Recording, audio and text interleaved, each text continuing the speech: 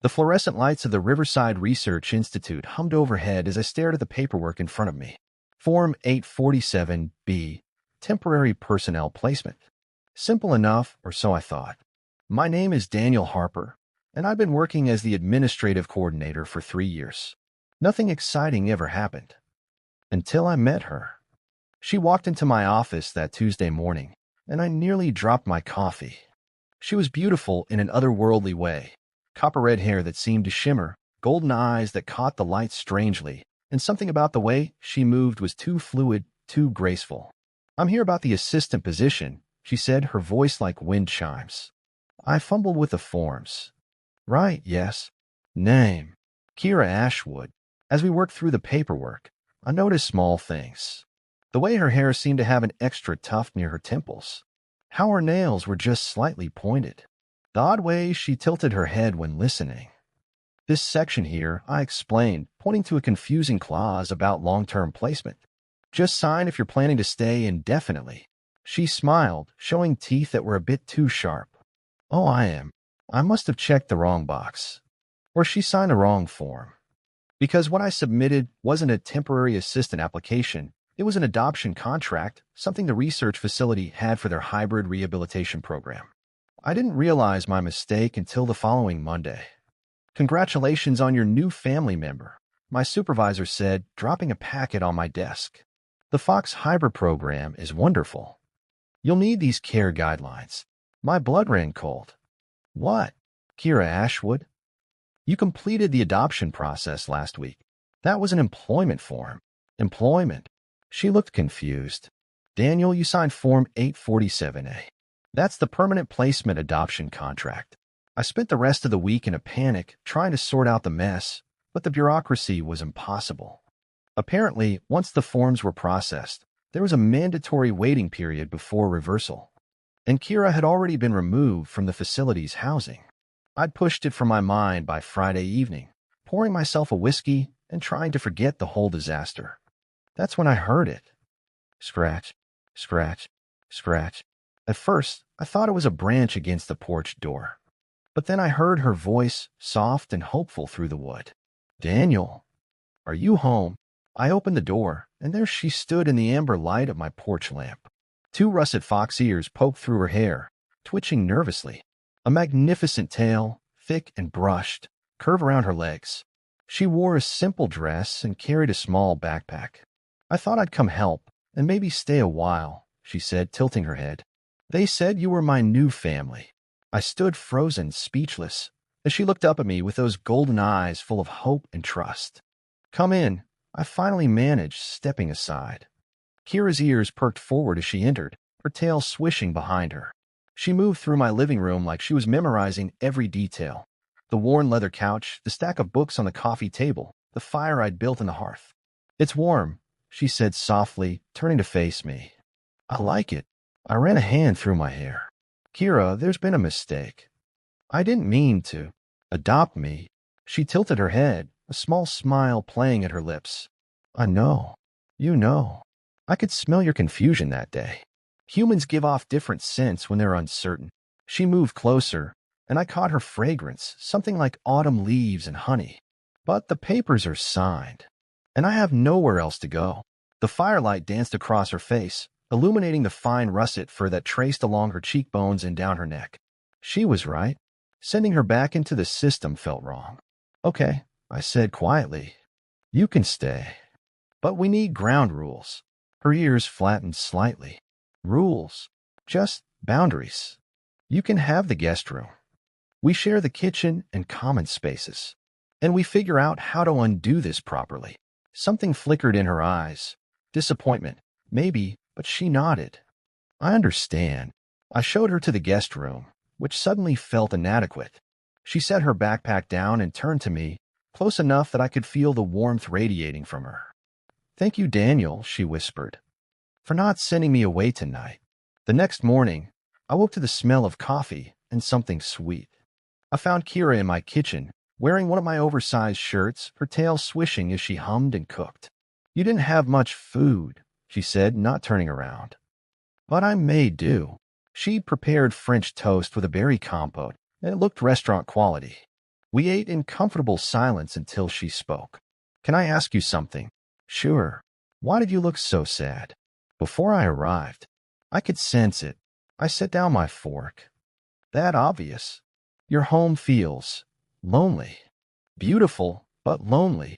Her golden eyes held mine. Like you. The observation cut deeper than expected. She wasn't wrong. 3 years since my divorce, and I'd built a comfortable cage of routine and solitude. I am fine, I lied. Kira reached across the table, her hand covering mine. Her touch was warm, and I felt a slight tremor run through me. You don't have to be fine with me, she said. That's what family is for, isn't it? Being not fine together. I looked at this strange, beautiful creature who'd appeared on my porch, and something in my chest loosened. Maybe this mistake was exactly what I needed. Yeah, I said, turning my hand to squeeze hers gently. I suppose it is. The days blurred into a new rhythm. Kira moved through my life like she'd always been there, filling spaces I hadn't realized were empty. She worked remotely for the Research Institute, some kind of data analysis I didn't fully understand, curled up on my couch with her laptop, tail draped across the cushions. Sometimes I'd catch her watching me with those intelligent golden eyes, a small smile playing at her lips. What? I'd ask. Nothing, she'd reply. Just learning you. 2 weeks in, I came home late from work, exhausted and rain-soaked. Kira met me at the door, concern creasing her features. You're freezing, she said, already pulling my jacket off. Come on. She led me to the bathroom where she'd drawn a hot bath, steam rising in a candlelight she'd arranged. I heard you come up the drive. You sounded tired. Kira, you didn't have to. I know. She stood close, her hands resting on my chest. I wanted to. The air between us felt charged. Her ears were alert, focused entirely on me, and I noticed her breathing had quickened. I should let you bathe, she whispered, but didn't move. Or you could stay, I heard myself say. Her eyes widened slightly, then darkened with something primal. Daniel. I touched her face, feeling the soft fur along her cheek. She leaned into my palm, a small sound escaping her throat, not quite human, not quite fox. Is this okay? I asked. More than okay.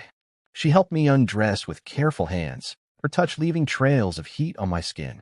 When I stepped into the bath, she knelt beside it, running her fingers through my hair, massaging my scalp with those slightly pointed nails. You take care of everyone, she murmured. Who takes care of you? I manage. That's not the same thing. She leaned forward, her lips brushing my temple. Let me take care of you, Daniel. Please. That night, wrapped in a towel, I found her in my room. She'd lit candles here too, and was sitting on my bed, her tail curled nervously. I don't want to sleep alone tonight, she said quietly. If that's okay. I sat beside her, and she immediately curled into me, her head on my chest, her tail wrapping around my waist. She was warm and soft and real. Kira, I whispered into her hair. This is getting complicated. I know. She looked up at me, vulnerability and desire mixing in her expression. Do you want me to go? I tightened my arms around her. No.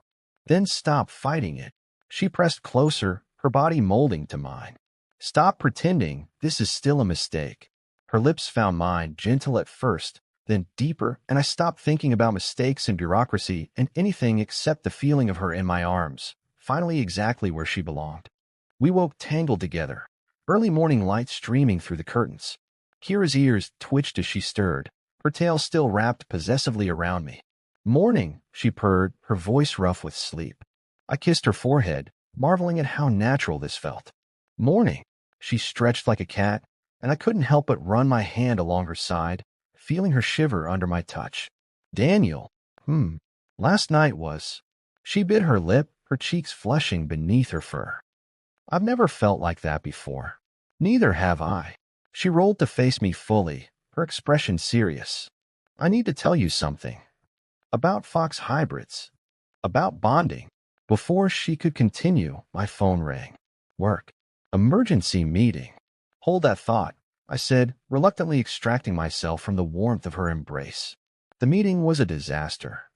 My supervisor had questions about my home situation and whether it was appropriate given my position. Someone had filed a complaint. Apparently, it looked improper for me to have adopted a hybrid I'd processed through the system. I came home angry and frustrated to find Kira pacing the living room, her tail lashing. "They want to reassign you," she said before I could speak. "Remove me from your home. How did you? Your supervisor called here. She wanted to check on my welfare." Kira's voice was bitter. "Like I'm some pet that needs monitoring." "Kira." "No." Her eyes flashed. "I won't go back, Daniel. I won't go to another facility or another guardian. I choose you. I chose you from the moment I walked into your office. What are you saying?" She moved to me, placing my hand over her heart. "Fox hybrids bond, Daniel. Deeply, permanently. That's what I was trying to tell you this morning. When we connect with someone, it's not casual. It's everything. You're bonded. To me, from the first week, maybe the first day." She looked at me with desperate intensity. "That's why I came to your porch. Not because of the paperwork. Because my instincts screamed that you were mine, that I was supposed to be yours." The weight of her words settled over me. "That's why you've been so possessive, territorial, desperate to take care of you." She laughed sadly. "Yes, and now they want to take me away, break the bond, and it will hurt Daniel. It will hurt both of us." I pulled her close, feeling her trembling. "Then we fight it." "How?" "We prove it's real. Not a mistake. Not improper. Real." She looked up at me, hope flickering in her golden eyes. "You do that? Fight for this?" I kissed her deep and claiming. "Kira, you said you chose me. Well, I'm choosing you too. Paperwork mistake or not, I'm not letting you go." Her tail wrapped around us both as she kissed me back with everything she had, and I knew we'd face whatever came next together. The hearing took 3 weeks to arrange. 3 weeks of Kira and me navigating our new reality, not as guardian and ward, but as something much deeper. We presented our case to a panel of administrators and ethics reviewers. I explained the paperwork confusion, but then I explained everything after. How Kira had become essential to my life. How it started as a mistake had become the most right thing I'd ever experienced. Kira spoke about hybrid bonding, about choice and autonomy, about how the system was designed to protect hybrids but shouldn't prevent them from building real lives with chosen partners. "I'm not a child or a pet," she said clearly, her ears forward and alert. "I'm a person who chose Daniel Harper, and he chose me back. That should matter more than paperwork errors." The ruling came down in our favor, with conditions. Mandatory counseling. Regular check-ins. But we could stay together. That night, we celebrated with wine and takeout. Kira curled in my lap on the couch, her tail swishing contentedly. "What are you thinking?" I asked, stroking her hair. "That I'm home." She turned to kiss me softly. "Really home." I carried her to our bedroom. No longer mine, but ours. She gradually moved her things in over the past weeks, marking the space with her scent and presence. "Daniel," she whispered as I laid her on the bed. "Make love to me. Not like before, not urgent or desperate. Slow. Like we have forever." "We do have forever," I promised. I undressed her carefully, kissing each bit of revealed skin, tracing the patterns of fur along her body. She was beautiful, exotic and familiar all at once. Her responses were intoxicating, those small fox sounds mixing with human gasps. When we finally joined, it felt like something clicking into place. She wrapped around me completely, arms, legs, tail, as if she could merge us into one being. "I love you," she breathed against my neck. "My mate. My person. Mine. Yours." I agreed, lost in the feeling of her. "Always yours." Afterward, we lay tangled together, her head on my chest, my fingers tracing lazy patterns along her back and tail. "No regrets?" she asked quietly. "About accidentally adopting a fox girl who showed up on my porch?" I smiled. "Best mistake I ever made." She laughed, the sound warm and content. "I'm glad you're a terrible administrative coordinator." "Hey now." She silenced me with a kiss, then settled back down with a satisfied sigh. Outside, the world continued on, but in here, in our home, we built something new. Something that started with a paperwork error and a scratching at the door. Something that became love, partnership, and family. Thank you, Kira whispered, already half asleep. For opening the door that night, I kissed the top of her head, right between her ears. Thank you for showing up. And as she drifted off in my arms, I realized that sometimes the best things in life aren't planned. They're adopted by accident and loved on purpose.